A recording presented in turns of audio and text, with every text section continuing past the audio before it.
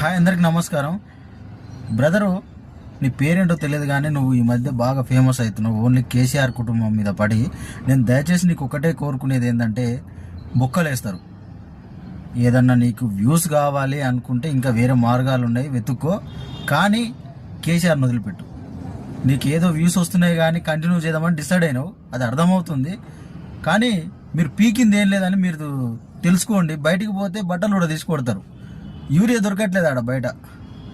మరి గత ప్రభుత్వంలో ఎట్ట దొరికింది, ఈ ప్రభుత్వంలో ఎట్ట దొరకలేదు, వాళ్ళని క్వశ్చన్ వేసుకో. నువ్వు క్వశ్చన్ వేసుకో. అనవసరంగా కేసీఆర్ కేటీఆర్ను నీ నోటికి ఎంత వస్తే అంత మాట్లాడితే ఊరుకునేది లేదు బిడ్డ. నువ్వు గుర్తుపెట్టుకో. నువ్వు ఎవరికి చెప్పుకున్నా నిన్ను వదిలిపెట్టరు. ఫస్ట్ నీది సక్రమంగా ఉందా చూసుకొని యువతలలో విమర్శించు.